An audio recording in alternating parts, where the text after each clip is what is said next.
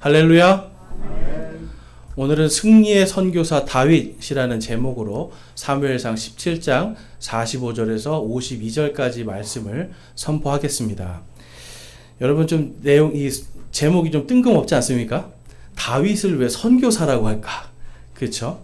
근데 이제 승리의 선교사 다윗이다라고 제가 오늘 이 제목을 붙인 이유가, 여러분 이 다윗이 지금 하나님의 이름으로 나가요. 그것도 만군의 주의 이름으로 나갑니다. 그 만군의 주의 이름으로 그 골리앗 앞으로 보냄을 받은 사람, 바로 이 사람이 다윗이기 때문에 그래요. 우리가 흔히 여러분 선교사 그러면 어떤 생각이 들으세요? 선교사 그러면 어떤 생각이 드세요? 저기 아프리카나 뭐 어디 오지에 가서, 그쵸? 그 사람들하고 똑같이 그냥 고생하면서, 그쵸? 근데 여러분 저도 선교사로 여기 와 있습니다. 예, 오지에 계신 분들하고 좀 다른 모습이죠. 자, 우리가 이 선교사가 그럼 과연 뭔가라고 하는 것을 먼저 좀 알아야 될 필요가 있어요. 선교사는 이제 제가 한번 질문해 볼게요. 성경에 선교사라는 직함이 있을까요, 없을까요? 성경에 선교라는 단어가 있을까요, 없을까요? 있을 것 같죠? 예, 없습니다. 이 선교라고 하는 거는 영어로 미션이에요. 근데 영어 성경 어디에 가도 미션이라는 단어가 없어요. 그 선교사는 미셔너리라고 해서, 미셔너리라고도 하고 미셔너리라고 해서 선교사라는 이러한 직함도 성경에는 없습니다. 그런데 이상하게 교회는 이 직함을 갖고 있어요. 근데 이제 여러분 이것을 우리가 이제 좀 이해해야 되는 게 뭐냐면, 이 선교라는 뜻은 무엇이냐면 라틴어에 미또라는 단어가 있습니다. 이거는 보내다라는 뜻이 있어요. 보내다. 그러니까 미션이라는 거는 뭔가 보냈다라는 뜻이고요. 미셔너리라는 거는 뭔가 보냄을 받았다라는 뜻이에요.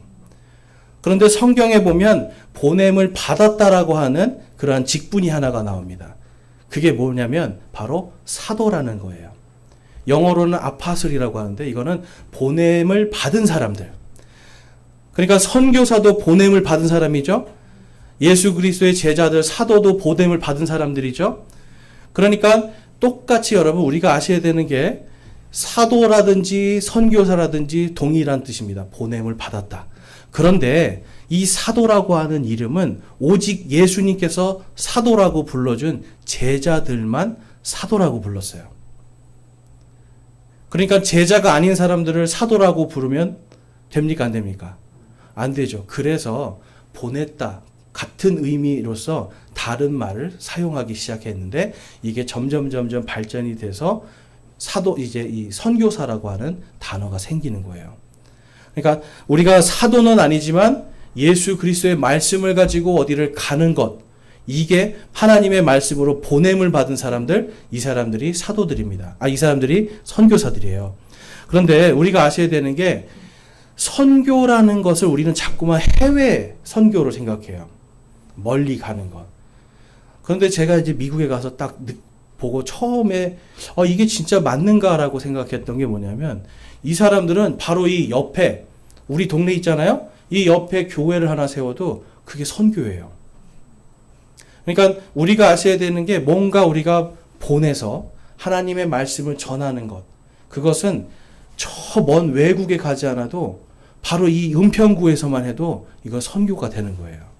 그래서 전도와 선교는 사실 구분이 없는 겁니다. 그런데 이걸 우리가 자꾸만 전도는 옆에 사람들, 선교는 저 멀리 있는 사람들, 그게 아니라 여러분 국내 선교가 있고요, 지역 선교가 있고 해외 선교가 있는 거예요. 그러니까 저와 여러분이 하나님의 말씀을 가지고 세상으로 나갈 때 어떤 자격으로 나가게 됩니까? 여러분 우리가 사실은 선교사의 자격으로 나가는 거예요.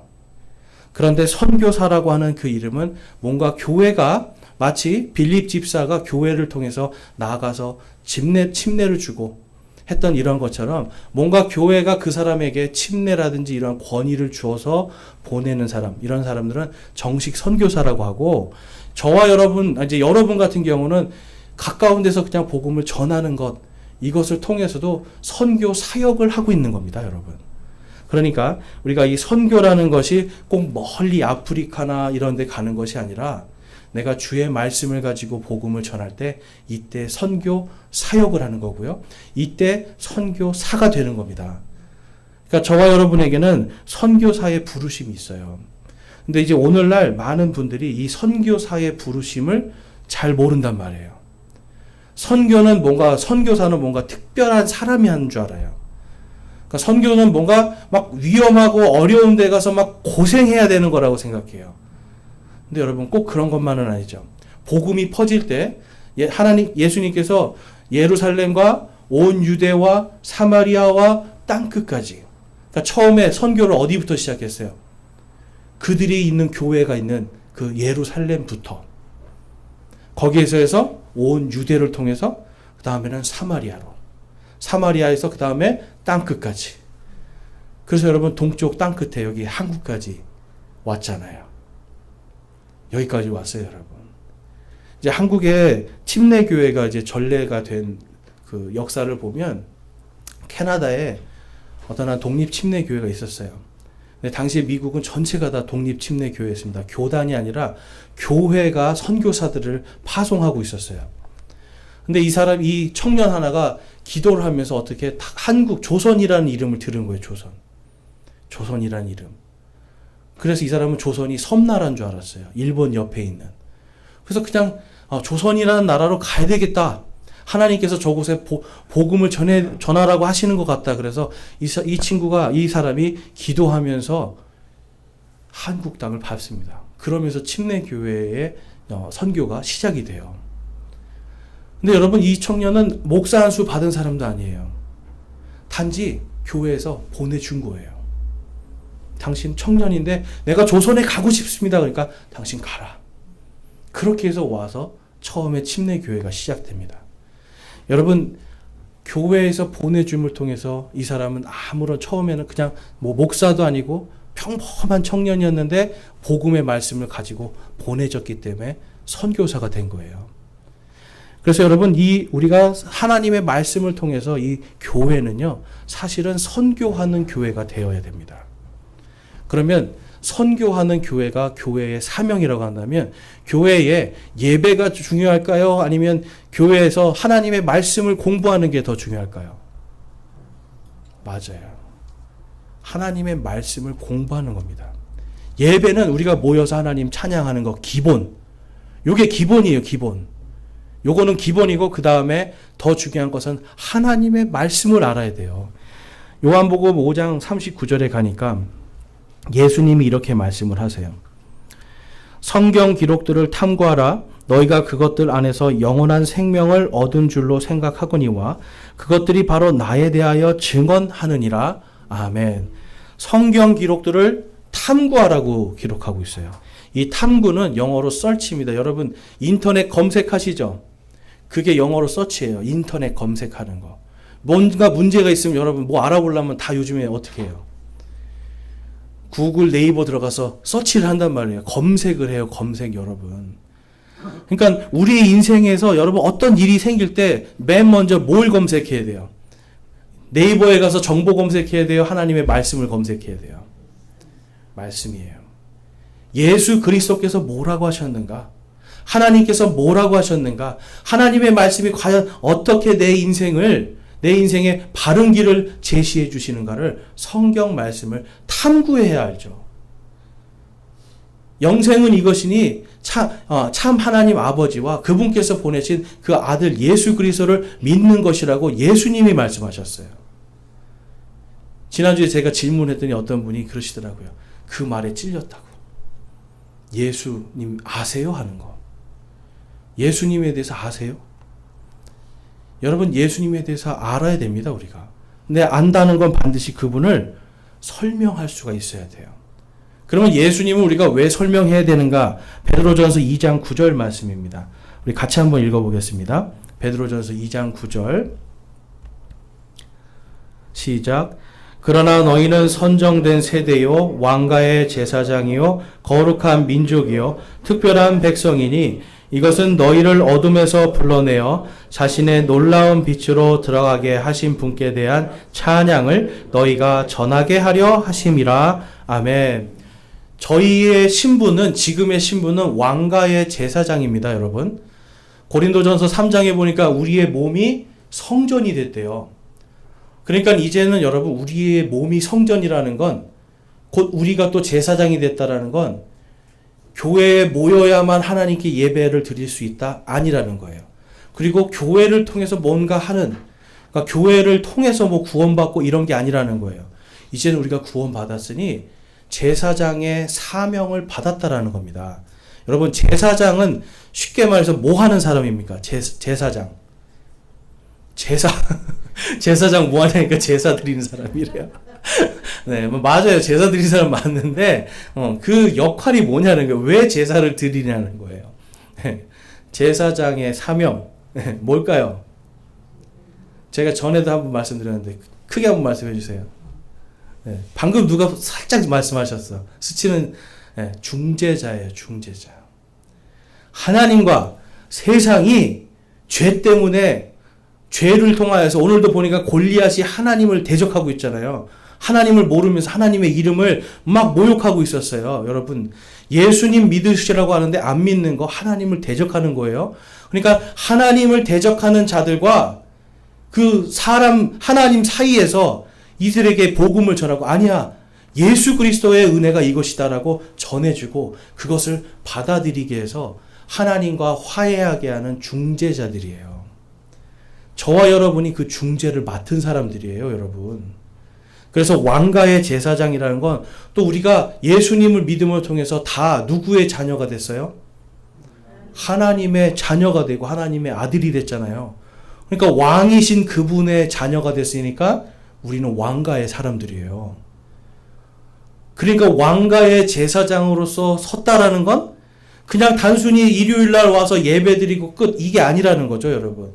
일요일날 예배 드리는 이유도 세상에 나가서 제사장 역할을 잘 하기 위해서, 세상에 나가서 하나님이 주신 사명을 잘 감당하라고 왕가의 제사장으로 세우신 겁니다, 여러분. 그래서 거기 2장 9절 말씀해 보니까 자신의 놀라운 빛으로 들어가게 하신 분께 대한 찬양을 너희가 전하게 하려 하심이라. 여러분, 찬양을 전하는 겁니다. 교회 나오세요가 아니죠, 여러분. 교회 나오세요. 이게 예수님 찬양하는 게 아니에요. 교회 나오세요가 아니라 예수 그리스도를 믿으십시오. 그런데 여러분, 그 앞에 한 자만 더 넣으면 돼요. 우리의 구원자 예수 그리스도를 믿으십시오. 여러분, 구원하신 그 이름을 믿는 거예요. 이해가 되세요? 당시에도 수많은 예수라는 이름이 있었어요. 그런데 우리를 구원하신 그 예수 그리스도의 이름만이 우리를 구원할 수 있는 유일한 이름입니다. 여러분, 이것을 믿으시나요? 이 사명을 우리가 받은 거예요. 그러니까 교회에 와서 예배 드리고 난 할 일 다 했어, 주님 앞에 할 일 다 했어가 아니라 여기에서 시작이란 말이에요. 어떻게 보면 저 문으로 나갈 때 우리가 한 마음으로 여러분들을 같이 다 서로가 서로를 세상으로 보내주는 겁니다. 선교사로서. 요한복음 17장 말씀에 가보면 우리 근본역에는 이렇게 기록되어 있어요. 17장 22절 23절에 또 아버지께서 내게 주신 그 영광을 내가 그들에게 주었사오니 이것은 우리가 하나인 것 같이 그들도 하나가 되게 하려 함이니이다. 내가 그들 안에 있고 아버지께서 내 안에 계시나니 이것은 그들이 하나로 완전해지게 하려 함이며 또 아버지께서 나를 보내신 것과 또 아버지께서 나를 사랑하신 것과 같이 그들을 사랑하신 것을 세상이 알게 하려 함이니이다. 예수님께서 십자가에 못 박혀 죽으신 이유는 그분의 이름 때문에 구원받을 수 있다는 걸 세상에 보이시기 위한 거예요. 여러분, 십자가는 어떤 형벌이었어요? 당시에? 십자가 어떤 형벌입니까?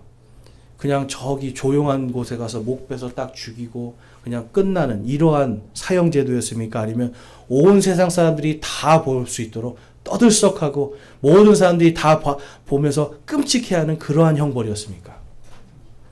끔찍해요. 다 드러나요. 그래서 누구든지 저 사람은 정말 나쁜 사람이구나라고 알 수 있게 하는 것이 십자가 처형이었어요. 예수님은 죄가 없으신데 그분이 온 천하 만민에게 다 보이신 거예요. 그 십자가에서.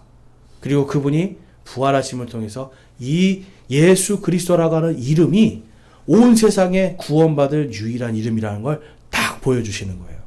그러니까 미국 사람들이 그런 얘기를 해요. No cross, no crown. 십자가가 없이는 영광이 없다. 또 십자가가 없이는 승리가 없다. 이런 뜻으로 no cross, no crown. 이런 말을 써요. 그러니까 예수님이 십자가에 달리셨기 때문에 그분의 이름이 구원할 유일한 이름이 되는 겁니다. 그런데 오늘 말씀을 보니까 다윗이 이렇게 이야기를 해요. 45절에서 47절 말씀에 가보면 이에 다윗이 그 블레셋 사람에게 이르되 너는 칼과 창과 방패를 가지고 내게 오거니와 나는 내가 도전한 이스라엘 군대의 하나님 곧 만군의 주의 이름으로 내게 가노라. 자, 누구의 이름으로 간대요? 다윗이? 만군의 주의 이름으로 간대요. 여기서 이 만군이라는 건 여러분 이제 쉽게 말해서 호스트스라고 하는데 뭐냐면 천사들을 일컬을 때도 만군이라는 단어를 쓰고요. 또한 이 세상의 모든 군대들, 그렇죠. 모든 군대들을 또한 총칭하는 게 이 호스트스라는 단어예요. 그러니까 모든 이 땅을 다스리는 왕도 그분이시고 하늘에 있는 천사들을 다스리시는 분도 그분이시고 모든 만물의 왕이시고 주인이신 바로 그분의 이름으로 내가 나간다라고 다윗이 선포하는 거예요. 근데 여러분 이 당시에 다윗은 몇 살 정도 됐을까요? 몇 살 정도 됐을까요, 여러분? 몇 살이요? 정확히 하시네. 네. 18살쯤 됐습니다. 보통 군대는 20살이 되면 군대를 가는 거예요. 근데 형들은 다 군대에 갔는데 다윗은 뭐 하고 있었어요?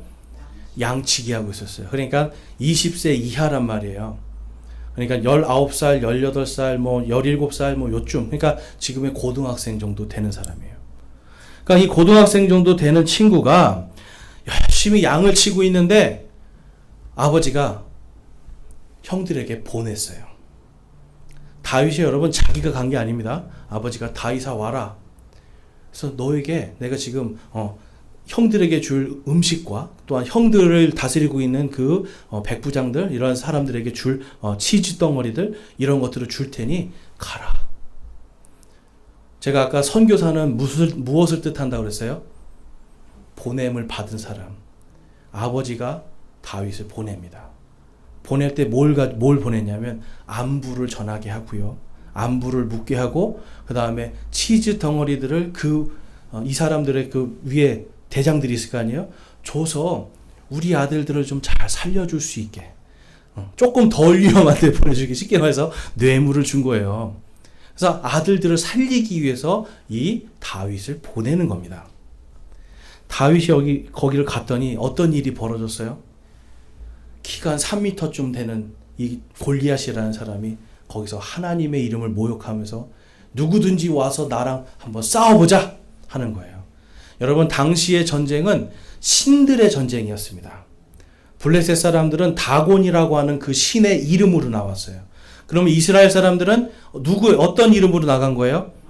만군의 주, 바로 그분의 이름으로 나가는 거예요. 그런데 이스라엘 사람들 중에 아무도 심지어는 왕조차도 만군의 주의 이름으로 나가질 못해요. 왜 그래요? 나갔다가 죽을 것 같으니까. 전부 다 떨고 있었습니다. 다윗이 그걸 보고 여러분 속이 뒤집어진 거예요. 아니 어떻게 지금 만군의 주의 이름을 모욕하는 이러한 자를 가만히 놔둘 수 있는가? 그래서 이 사람이 나가서 내가 싸우겠습니다 하니까 사람들이 어때요? 야 너는 소년인데 어떻게 이기냐? 그래서 제가 싸워보겠습니다. 그랬더니 갑옷을 입히고 칼을 주고 하는데 이게 안 맞죠. 다윗이 이것을 다 벗었어요. 왜 벗었을까요? 하나님은 창과 방패로 이기는 분이 아니라는 걸 알고 있었어요. 자신이 양치기였고 어린 소년이었지만 이 성경에는 나와 있지 않지만 다윗이 어떤 동물들을 이겼다라고 기록되어 있냐면 곰도 이기고 사자도 이겼대요. 뭘로 이겼어요, 여러분? 여기서 보니까 물맷돌로. 여러분, 우리가 선교라는 것을 생각할 때 막 어떤 대단한 거로 생각하는데 여러분들이 할 줄 아는 거 열심히 하시면 됩니다. 그걸로 선교하는 거예요, 여러분. 그리고 그것으로 열심히 내가 갈고 닦고 하나씩 하나씩. 여러분, 다윗이 처음부터 곰을 이기고 사자를 이겼겠어요? 처음에는 여우를 잡았고 그 다음에는 늑대도 이기고 뭔가 삶 속에서 주님의 이름으로 기억하면서 하나님 도와주십시오. 하나님 주님의 이름으로 나가니 도와주십시오 하면서 작은 것부터 이겨나갔을 거예요. 그러면서 사자도 죽이게 되고 곰도 죽이게 되고. 여러분, 하나님은 결코 위대한 것으로 나의 위대함으로 역사하시는 게 아니라 그분의 위대함으로 역사하십니다. 당시의 이스라엘 백성들은, 그리고 사울 왕은 자신들의 위대함으로 나가려고 하니까 주님의 이름으로 나가질 못했어요. 근데 다윗은 투구도 필요 없습니다. 갑옷도 필요 없습니다. 칼도 필요 없습니다. 나는 오직 만군의 주의 이름으로 나가겠습니다.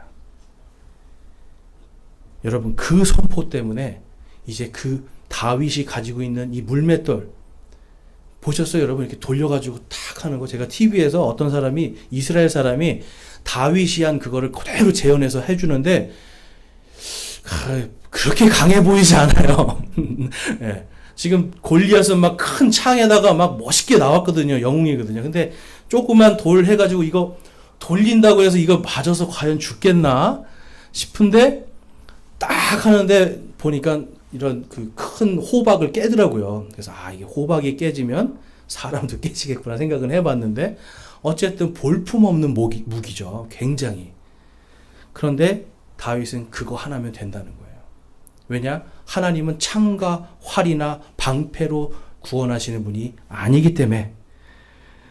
자, 그래서 시편 말씀에 가보면 이런 말씀이 있습니다. 다윗이 이렇게 고백을 해요. 시편 110편 1절과 5절입니다. 우리 같이 한번 읽어보겠습니다. 시편 110편 1절과 5절 시작. 주께서 내 주께 말씀하시기를 내가 내 원수들을 내 발받침으로 삼을 때까지 너는 내 오른편에 앉아 있으라 하셨도다. 주의 오른쪽에 계신 주께서 친히 진노하시는 날에 왕들을 쳐서 부시리라. 아멘.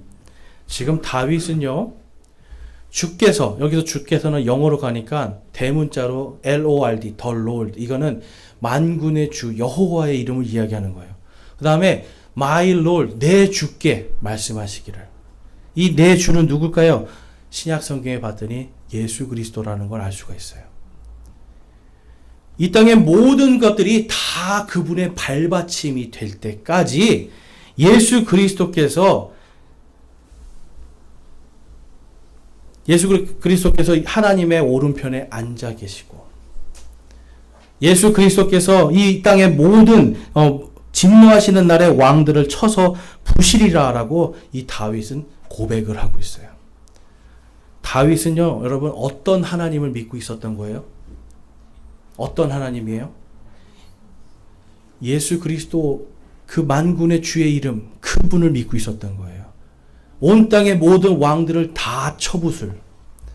예수라는 이름을 당시에는 알지 못했지만 성령님 안에서 그것을 감동으로 다 알고 보면서 지금 그 왕의 이름으로 나가는 겁니다. 여러분, 예수님은 어떤 분이세요? 갑자기 또 말문이 막히죠. 예수님은 승리하신 분이에요. 죄와 사망의 권세를 승리하신 분이에요. 그리고 성경 말씀해 보니까 마지막에 왕 중의 왕, 주들의 주로 오시는 분이에요. 온 땅의 모든 것을 다 다스리고 정복하시는 분이에요. 저와 여러분에게 있는 이 예수 그리스도라고 하는 그 이름, 이것이 우리의 권능입니다, 여러분.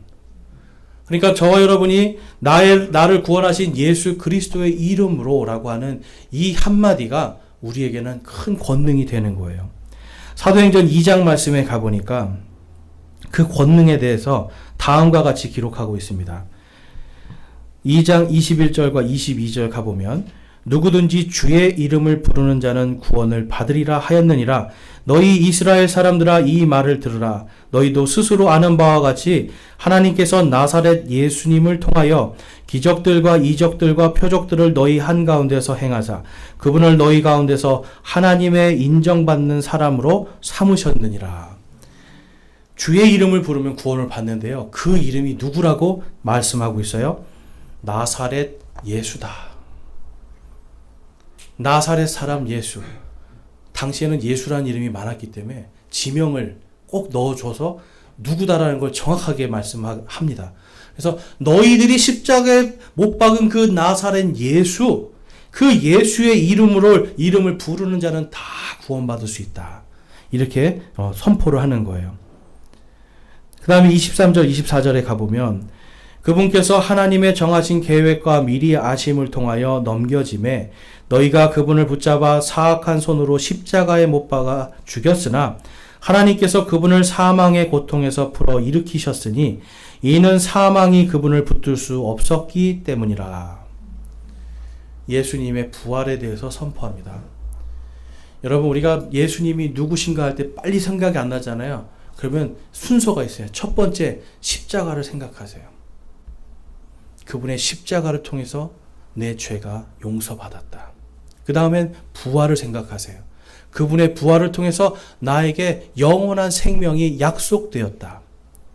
이해가 되세요? 예수님이 누구십니까? 라고 누군가가 여러분에게 물어보시면 첫 번째 뭘 생각하라고요? 십자가.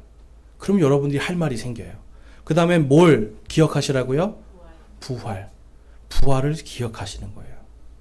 그래서 십자가 생각하고 이야기하고 부활 생각하고 이야기하면 여러분 최소한 5분 정도는 여러분들이 예수님에 대해서 이야기를 하실 수가 있습니다. 여러분 이걸 머리에 집어넣어야 돼요. 이단들은 이게 철저해요, 여러분. 그 사람들은 여러분 정말 이거에는 딱 이거, 이거에는 이거, 이거에는 이거, 이게 교육이 돼 있으니까 날마다 모여서 그거 하잖아요. 그러니까 예수님에 대해서는 설명 못 하는데 교주들에 대해서는 엄청나게 잘 설명을 해요. 물론 이해도 안 되고 말도 안 되는 얘기지만 세뇌될 정도로 탁탁탁탁 이야기한단 말이에요. 그런데 우리 그리스도인들은 정작 예수님에 대해서 단 5분도 이야기를 못 해요. 그럼 여러분 반드시 문제가 있는 겁니다. 그러니까 저와 여러분이 항상 십자가와 부활을 생각하시길 바라요. 자, 그 다음에 25절부터 27절에 가보면 다윗이 그분에 대하여 말하되 내가 항상 내 얼굴 앞에 계신 주를 미리 보았나니 그분께서 내 오른편에 계심으로 내가 흔들리지 아니하리로다. 이러므로 내 마음이 기뻐하고 내 혀도 즐거워하였으며 더욱이 내 육체도 소망 중에 안식하리니 이는 주께서 내 혼을 지옥에 남겨두지 아니하시고 주의 거룩한 자가 썩음을 보지 아니하게 하실 것이기 때문이니이다. 여러분 다윗이 예수님을 설명하는데 지금 뭘 가지고 설명하고 있어요? 부활을 가지고 설명해요. 그리고 그 앞에는 반드시 전제된 게 십자가입니다, 여러분. 예수님이 부활하시기 위해서는 반드시 십자가에 달려 돌아가셔야 되거든요. 그러니까 지금 다윗도요, 하나님의 영 안에서 지금 그거를 고백하는 거예요. 주께서 내 혼을 지옥에 남겨두시지 아니하고 주의 거룩한 자가 썩음을 보지 아니하실 것이기 때문에 나도 그분처럼 부활할 것이다. 그러면 여러분 다윗이 골리앗을 향해서 지금 볼품없는 물맷돌 5개 그리고 이 돌팔매 기구 요거 들고 갈 때 무슨 생각하겠어요, 여러분? 무슨 생각하겠어요, 여러분? 나 이제 죽었다 이거 생각하는 거예요? 나는 승리한다. 그리고 나 죽어도 지금 이 말씀대로 나는 썩지 않고 부활할 거야. 이 주님께서 그분이 돌아가셨지만 부활하신 것처럼 나 오늘 골리앗하고 싸워서 죽어도 나는 죽지 않아. 나는 구원 받았어라고 하는 구원의 확신을 가지고 갑니다, 여러분. 여러분, 이 부활이라는 것은 우리에게 확실한 구원의 증거가 돼요. 예수님이 십자가에서 돌아가시고 끝났으면 그 이름이 구원을 받을 이름이 될 수가 없어요. 이 세상의 모든 사이비 종교의 지도자들, 종교 만든 교주들, 죽고 나서 부활한 사람이 있습니까? 없습니까? 그래서 그들의 이름이 구원받을 이름이 아니라는 거예요. 구원받을 아무런 표적이 없어요. 그렇지만 다윗이 이야기한 것처럼 주께서 썩음을 보지 아니하신 것처럼 나도 부활할 것을 믿습니다라고 하는 이 부활의 신앙을 통해서 그가 기뻐하고 즐거워하고 육체의 소망 가운데 살고 있었어요. 그러니 여러분 골리앗 같은 사람이 두려웠겠습니까? 두렵지 않았겠습니까? 두렵지 않아요. 나는 안 죽을 사람인데. 네. 여러분 보통 우리가 큰 사람이랑 만나면 무슨 생각하는 거예요? 나 이제 죽었구나 생각을 해요. 네. 제가 예전에 이 러시아 선수하고 한번 경기를 한 적이 있는데 같은 체급인데 저보다 머리가 하나 더 있고요. 뼈가 이렇게 두꺼워요. 딱 붙는 순간 무슨 생각하는 줄 아세요? 나 이제 죽었구나. 야, 이거 힘이 진짜 장사예요, 장사. 나 이제 죽었구나. 그러니까 같이 여러분 그냥 키 한 뼘 정도 되는데도 나 죽었구나. 뼈가 이만하다고 나 죽었구나 생각하는데 지금 3m가 되고요. 여러분 이만한 사람이에요. 창도 보니까 여러분 그 창 무게가 한 20kg 정도 나가요. 전체가. 제가 옛날에 골리앗 흉내 내본다고 그 바벨 그 역도 선수들 드는 거 있잖아요. 이 봉 이게 20kg예요. 그래서 그걸 가지고 제가 막 휘둘러 봤거든요. 2분을 하니까 팔이 안 움직여져요. 근데 이 골리앗은 어때요? 이걸 가지고 전쟁을 하는 사람이에요. 하루 종일. 엄청난 힘입니다, 여러분. 그런데 다윗은 그걸 보고 내가 죽었구나가 아니라 나는 살았어. 너는 오늘 죽었어. 나는 만군의 주의 이름으로 나가. 예수님의 이름이 그에게 힘이 되었던 겁니다. 그래서 28절 말씀에 보니까 우리 같이 한번 읽어볼게요. 시작. 주께서 생명의 길들을 내게 알려주셨으니 주의 얼굴로 내게 기쁨이 충만하게 하시리이다 하느니라. 아멘. 생명의 길을 이미 알려주신 거예요. 이미 만군의 주 예수 그리스도의 이름으로 가면 내가 살리라. 나는 죽어도 죽지 않고 부활하리라라고 하는 이 믿음을 가지고 생명의 길을 딱 보니까 두렵지가 않는 거죠. 두렵지가 않아요, 여러분. 여러분, 복음을 전할 때 두렵습니까? 두렵지 않습니까? 안 두려우세요? 네, 만군의 주의 이름으로 가서 그렇습니다. 그런데 두려울 때는 내가 주님의 이름을 잊고 있을 때, 그분이 누군지를 내가 잊고 있을 때, 그때는 두려워져요. 세상을 살아가면서 하나님의 말씀으로 살려고 하는데 두렵습니까? 두렵지 않습니까? 두려울 때가 더 많지 않으세요? 왜 그래요? 이대로 했다가 잘못될까봐. 그럼 여러분 누가 왕이에요? 세상이 왕이에요? 주님이 왕이에요? 우리는 이걸 이겨내야 돼요. 세상이라고 하는 또한 물질이라고 하는 세상 속에서 내가 어떤 성공이라고 하는 뭔가 내가 편안함이라고 하는 이러한 거대한 골리앗과 만군의 주의 이름으로 나가서 싸워서 승리해야 될 줄로 믿습니다.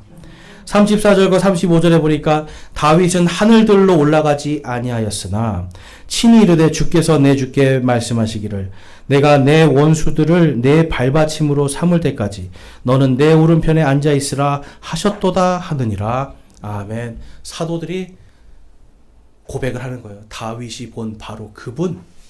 다윗이 만군의 이름으로 주의 이름으로 나갔던 그 이름, 그분이 바로 주의 오른편에 앉아 계신 예수 그리스도다라고 선포를 합니다. 이 설교를 듣고 나서 이스라엘 사람들이 어떻게 했어요, 여러분? 우리가 이것을 어찌 해야 됩니까? 자기들이 얘기했잖아요. 예수를 십자가에 못 박아라. 십자가에 못 박아라 했던 사람들이에요. 그런데 이 사람들이 이제 이 말씀을 들으니까 이제 떨면서 우리가 이제 어찌해야 될고. 그래서 그날 3,000명의 사람들이 회개를 하고 예수 그리스도의 이름을 받아들입니다. 그리고 침례를 받습니다, 여러분. 그 사건을 통해서 여러분 교회가 시작되는 거예요. 다윗은요, 지금 예수님 태어나시기 1000년 전이거든요. 이미 1000년 전에 주 예수 그리스도의 이름으로 나가서 선교를 하고 있었어요. 먼저는 이스라엘 백성들이 그 이름을 통해서 오늘 말씀을 보니까 다윗이 만군의 주의 이름으로 나가서 승리하니까 백성들이 어떻게 됐어요? 계속 떨고 있다가 갑자기 야, 우리도 주님의 이름으로 나가면 승리하겠구나. 그래서 다 같이 일어나서 그 블레셋 군대를 불과 여러분 몇 초 전에는 두려웠던 존재들, 몇 초 전에는 거인이었던 그 존재들이 이제는 아무것도 아닌 존재들로 바뀌어버리게 돼요. 다윗은 만군의 주의 이름 예수 그리스도의 이름으로 이 백성들을 지금 선교하여 변화시켰고요. 그 다음에 이 블레셋 사람들은 그걸 보면서 뭘 느꼈어요? 와, 이스라엘의 하나님, 저 이름이 무서운 이름이구나. 다 도망갔어요. 그 전까지는 기세등등했죠. 우리가 너네를 다 죽일 거야 했는데 갑자기 한순간에 주의 이름 앞에서 무너져 버렸어요. 여러분, 우리가 이 다윗이라고 하는 사람이 제가 왜 선교사라고 한지 이해가 되세요? 아버지가 보냈고요. 이 다윗은 만군의 주의 이름으로 또한 주님이 보내셔서 성령 안에서 나아갔고요. 주의 이름으로 승리하였습니다. 그리고 그 안에는 이미 예수 그리스도의 이름을 통하여서 자신이 죽지 아니할 것을, 자신이 썩지 아니하고 부활할 것에 대한 구원의 확신까지 있었어요. 그 확신을 통해서 다윗은 이스라엘도 선교하고 블레셋도 선교를 한 겁니다. 자, 그래서 여러분, 우리가 다음 말씀을 보면 48절과 49절에 보니까 오늘 본문 말씀에 48절 49절입니다. 그 블레셋 사람이 일어나 나오며 다윗을 맞으러 가까이 올 때에 다윗이 그 블레셋 사람을 맞으러 군대 쪽으로 빨리 달려가면서 손을 자루에 넣어 거기서 돌을 꺼내 돌팔매 기구로 그것을 던져 블레셋 사람의 이마를 치매 그 돌이 그의 이마에 박혀 그가 얼굴을 땅에 대고 쓰러지니라. 여러분, 이 사건은 사실 어떻게 보면 구약 성경에 지금 하나님께서 예비하신 온 땅의 모든 민족들이 주님 앞에 무릎 꿇고 그 입술들이 이스라엘의 하나님이신 바로 만군의 주의 이름이 참 하나님의 이름임을 고백하게 하는 그것을 지금 하나님께서 직접 다윗을 통해 보여주고 있는 내용이에요. 여러분, 다윗이 돌팔매만 가지고 왔는데 그가 골리앗을 죽일 때 이마에 맞아서 돌이 이마에 맞아서 죽었어요. 그 다음에 딱 가서 그 다음에 해야 되는 게 뭐였냐면 당시에는 적장에 목을 베야 됩니다. 근데 칼이 있었습니까? 없었습니까? 없었죠. 누구의 칼을 빼요? 골리앗의 칼을 빼는 거예요. 여러분, 우리가 가진 거, 내가 가진 거 보잘것없다고 생각하실 필요가 없어요. 주님께서 다 예비하세요. 우리가 주의 이름으로 가면 주님께서 그 다음에 할 것까지도 미리 다 준비하세요. 그리고 나서 이 다윗이 그 머리를 잘라서 이제 승리를 보여줍니다. 여러분, 이것은 다른 것이 아니라 우리 스가랴서 2장 말씀에 가보니까 2장 11절과 또한 말라기 1장 11절에 이런 말씀이 있어요. 앞으로 예수님께서 이 땅을 다스리게 되실 그것에 대한 예표로 보여주는데요. 스가랴서 2장 11절에 가보면 그날에 많은 민족들이 주와 연합하여 내 백성이 될 것이요 나는 내 한가운데 거하리니 그리하면 만군의 주께서 나를 내게 보내신 줄을 내가 알리라. 예수님께서 승리하시는 이야기가 나와요. 근데 여러분, 이 승리는 첫 번째 예수님의 부활의 승리입니다. 사망을 이긴 이 승리를 통해서 이 모든 민족들이 만군의 주의 이름이 나인 줄 알게 되리라 라고 지금 스가랴서에서 예언을 하고 있어요. 그 다음에 말라기 1장 11절 말씀 같이 한번 읽어보겠습니다. 시작. 해 뜨는 곳에서부터 해 지는 곳까지 이방인들 가운데서 내 이름이 크게 되며 모든 곳에서 내 이름을 위하여 향을 드리고 정결한 헌물을 드리리니 내 이름이 이교도들 가운데서 크게 되리라. 만군의 주가 말하노라. 아멘. 만군의 주의 이름이요, 해 뜨는 데부터 해 지는 데까지, 그러니까 온 세상 모든 이방인들 가운데서 그분의 이름이 크게 될 거래요. 여러분, 지금 오늘날 이스라엘 민족 중에, 이스라엘 사람들, 유대인들 중에 예수님을 믿는 사람들 많아봤자 10만 명 정도 됩니다. 전체의 1%가 예수님을 믿어요. 약 한 1000만 명 되는 사람들 중에. 그런데 전 세계에 소위 말해서 나는 예수 그리스도를 믿습니다라고 하는 인구가 한 몇 명 정도 될까요? 나는 우리 교단이나 이런 거 다 떠나서 나는 예수님을 믿습니다라고 하는 꼭 고백하는 사람들이 몇 명이나 될까요? 최소한 여러분 15억 명에서 20억 명 정도 됩니다. 이스라엘 사람 유대인들은 약 한 10만 명이라면 전 세계 모든 땅끝 지금 이 예수님 믿는 대한민국 약 한 1000만 명 정도가 예수님 믿는다고 하죠. 그게 다는 모르겠어요. 근데 어쨌든 이 땅끝 동쪽 해 뜨는 이 대한민국부터 저 서쪽 맨 끝에 유럽의 저 끝에까지 전부 다 예수 그리스도를 믿는 이 사람들이 지금 말라기 1장 11절 말씀처럼 그대로 성취가 된 거예요. 만군의 주의 이름이 온 땅으로 흩어져서 이제는 죄악과 사망에 질 수밖에 없었고 그 가운데 있었던 사람들을 이제는 자신의 놀라운 빛, 부활의 빛과 복음의 빛으로 인도하셔서 그들을 하나님과 예수 그리스도의 왕과 제사장으로 세우시는, 여러분 그 역사가 바로 오늘 이 자리에 일어난 줄로 믿습니다. 여러분 이 말씀이 지금 여러분에게 성취가 됐어요. 이해가 되세요? 이 말씀 때문에 저와 여러분에게 그 수많은 청년들이 여러분 자기의 인생 다 버리고 여기 와서 복음 전하면서 교회가 세워지고 그 복음이 우리에게 왔잖아요. 하나님의 말씀은 여전히 살아있습니다, 여러분. 그런데 그것은 오직 한 이름, 만군의 주의 이름, 예수 그리스도의 이름으로 성취가 된 줄로 믿습니다. 에베소서 4장 13절과 15절에 가니까 그래서 이 예수님의 말씀에 성취가 된 이 교회에게 다음과 같이 말씀하고 있어요. 4장 13절 15절 마침내 우리가 다 믿음과 하나님의 아들을 아는 것에서 하나가 되어 완전한 사람에 이르고 그리스도의 충만하심에 장성한 분량에까지 이르리니. 자, 14절 말씀 같이 한번 읽어보겠습니다. 시작. 그 목적은 우리가 이제부터 더 이상 어린아이가 되지 아니하여 사람들의 속임수와 몰래 숨어서 속이려 하는 자들이 사용하는 간교한 술수로 말미암아 온갖 교리의 바람에 이리저리 흔들려 밀려다니지 아니하고. 하나님께서 교회에게 지금 여러분 선교의 사명이 무엇인가를 정확히 말씀해 주고 있어요. 여기서 보니까 우리가 하나님의 아들을 예수 그리스도를 아는 믿음에서 하나가 되어야 된대요. 여러분 예수님을 아는 믿음에서 우리가 하나가 되어야 됩니다. 예수 그리스도의 그 이름만으로 구원받는다고 하는, 여러분 이것을 믿으십니까? 이 믿음으로 하나가 되는 거예요. 다른 이름이 없는 겁니다, 여러분. 다른 방법이 없어요. 오직 예수 그리스도의 그 십자가의 보혈로 우리의 죄가 용서받고 예수님의 그 부활하심을 통해 이제 우리의 모든 죄가 사해짐과 함께 우리가 죄와 사망을 승리하였다. 다윗과 같이 나는 주의 거룩하신 자가 썩음을 보지 아니한 것처럼 나는 죽지 않을 것이다. 나는 부활할 것이다 라고 하는 이 믿음의 확신, 이걸로 우리가 하나가 되어야 돼요.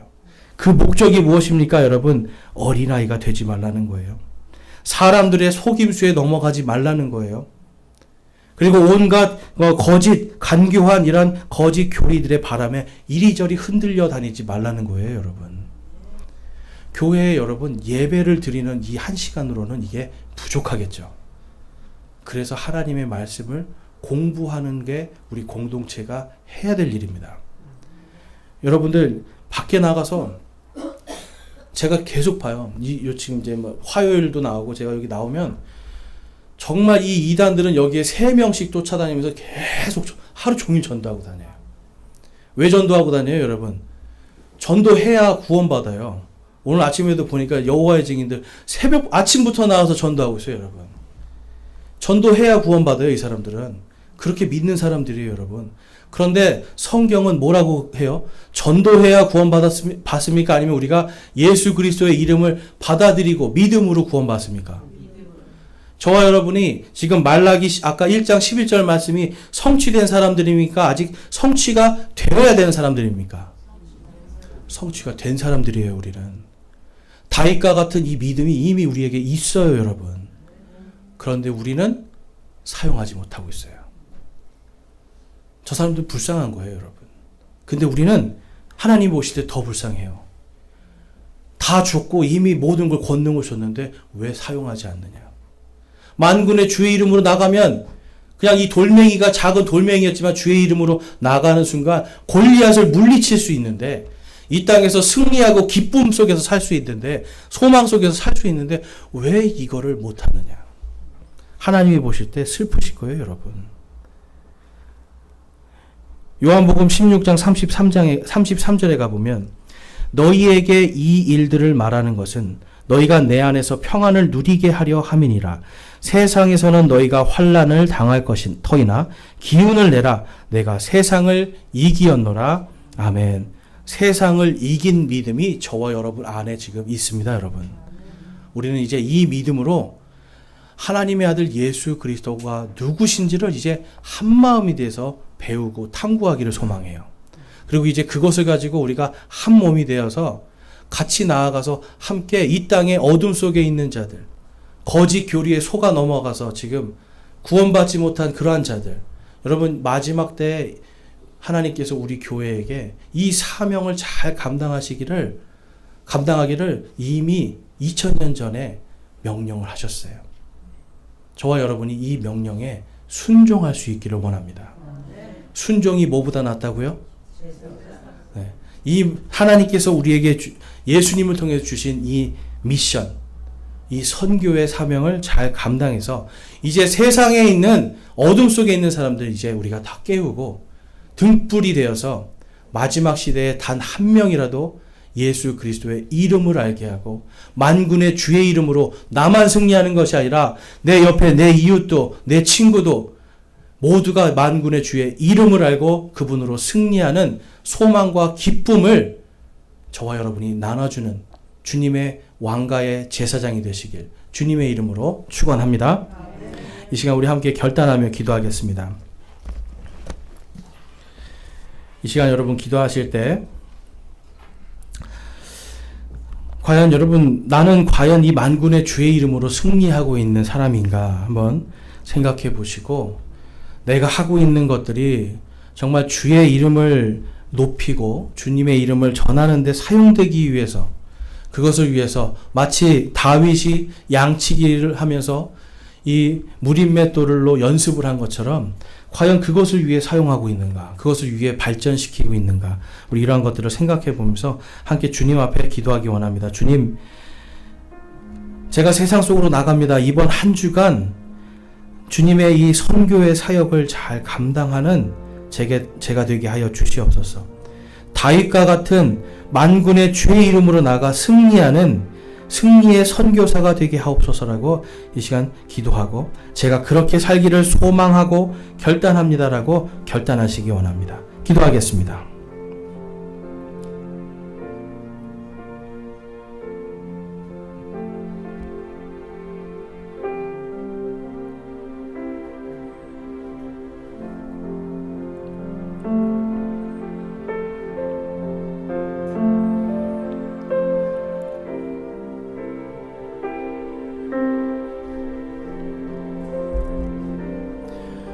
오늘 시간 말씀을 통해서 내가 지금까지는 하나님께서 나에게 주신 이 선교의 사명을 몰랐지만 이제 오늘 말씀을 통해 내가 다윗과 같이 하나님의 말씀으로 또한 만군의 주 예수 그리스도의 이름으로 나아가 승리하는 이 선교사의 사역을 잘 감당하기를 소망하고 결단합니다 하시는 분들 우리 손을 들어 마음을 드리겠습니다.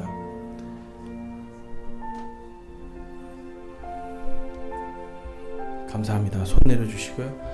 내가 정말 이 복음을 이제 이 지역과 또한 이 서울과 더 나아가서 이 경기도와 온 땅, 이 대한민국이라는 이 땅에 주님의 이 복음을 전하는데 주님께서 사용하시기를 나를 주여 사용하여 주시옵소서라고 내가 소망하고 결단하시는 분들, 우리 선교사로서 내가 나가기를 소망하시는 분들 손을 들어 하나님께 마음을 드리기 원합니다. 감사합니다. 손 내려주시고요. 여러분들께서 소망하신 그대로 또한 결단하신 대로 주의 말씀이 여러분들을 통하여 여러분이 계신 모든 곳에서 풍성하게 열매 맺기를 생명의 열매를 맺기를 주님의 이름으로 축원합니다. 아멘.